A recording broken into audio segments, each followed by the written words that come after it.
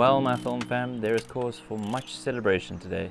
Kodak has just announced that Kodak Gold 200 will be returning to medium format, and Cinestill has announced a brand new film stock. I'm so excited. This is one of the best things to happen to the film community in years. So let's drink some Prosecco and talk about why this is an incredibly important day for the film community.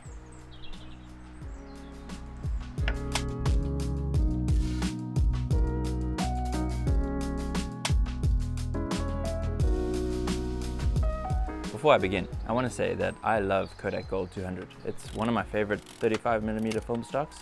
Technically, it's Kodak's consumer grade film stock, but when you compare it to portrait, it's actually got a lot more saturation, contrast, and in some cases, a little bit more punch to the gonads, which is exactly why I used it as one of my primary film stocks when I was shooting Sonia's pregnancy last year.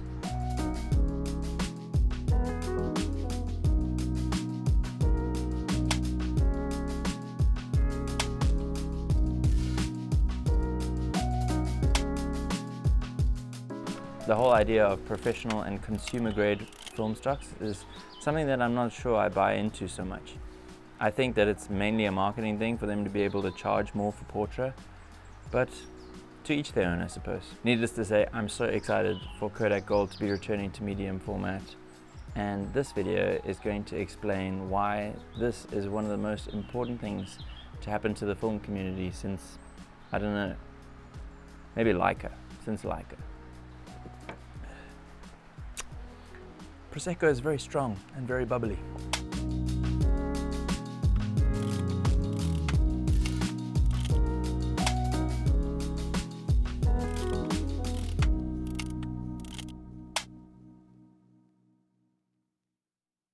A little disclaimer, I have not shot the new Kodak Gold 200. I don't think many normies have, just like me. But from what I have seen on the internet, it's proving to be a very exciting film stock. Not only for its price, but also the images that I've seen, they're pretty decent, I won't lie. The dynamic range looks like it's there, and side by side with portrait in some videos that I've watched already, I don't know if I can tell the difference too much. But I'll have to experiment when I get the film stock in my own hands, which hopefully will be early April, so look out for that video. Alright, the first reason why this is an incredibly important announcement for the film community is that it's a medium format film stock, which for me is not a large part of Kodak's market. Most of the people I know and most of the people who start off shooting film always go for 35mm cameras. They buy 35mm film and they kind of stick with that for quite a long time. Eventually the medium format bug will get some people, but not everybody. It takes a rare breed to switch over to medium format. The cameras are more expensive, the film is more expensive. It's a little bit more technical in some places, and it's easier to mess up the shots than 35mm. So when Kodak announced that Kodak Gold 200 will be returning to medium format, it gave me this unimaginable sense of euphoria deep inside of me, because it means that they're paying attention to not only the 35mm space, but also the other end of the scale, the medium formats. Who knows? In the future, they could announce sheet film. They could bring Ultramax to medium format. The possibilities of this announcement are truly just so exciting for me as a photographer. The second reason why this is an incredibly important announcement for the film community is that finally the business side of the film photography community is responding to the rebirth. For the last 5 or 10 years, the film photography renaissance, as I'm calling it, has purely been consumer based. People like you and me are picking up old film cameras, going out, buying film and expired film and putting it in our cameras to shoot. The business side, the people like Kodak, the people like Fuji, who have been in this game for more than 10 years, haven't really been reciprocating that love. They haven't announced new film stocks, they haven't announced new film cameras. That whole part of the business side of film has been eerily quiet. And if you look at Fuji specifically, the last couple of years, how many stocks have they killed?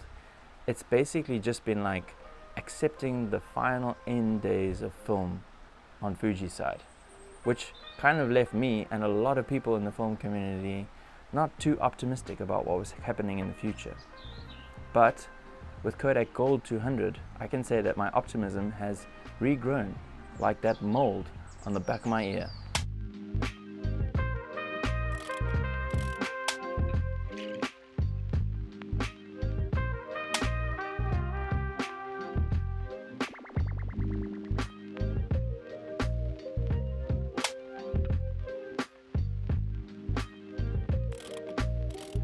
The third and final reason why this is such an important announcement is basically something that I've been getting to this whole video.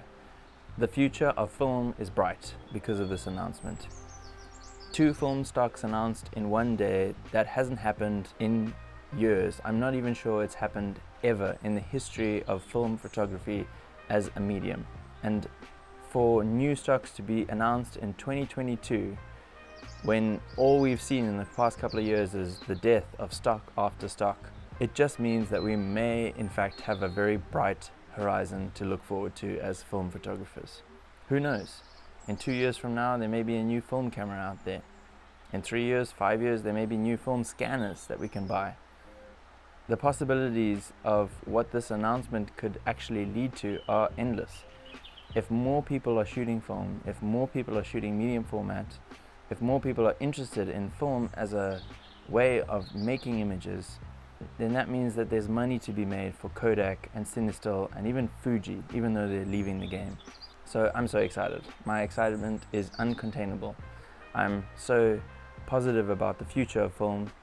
It just means that there's so much more opportunity going forward. And that is something that I, for one, am very much in favor of. Cheers, Kodak and CineStill. Thank you so much for announcing new film stocks, paying attention to the film community.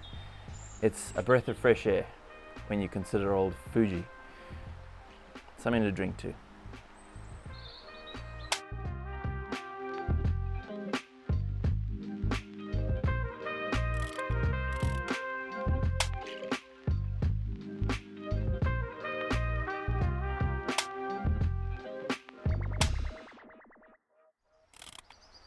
What do you think about all of these announcements? Are you as excited as I am about the future of film photography? Let me know in the comments below.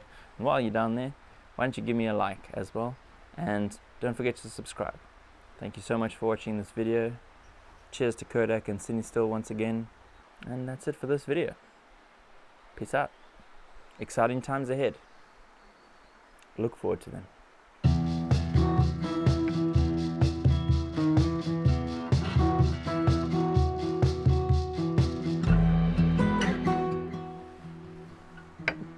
I've had way too much Prosecco.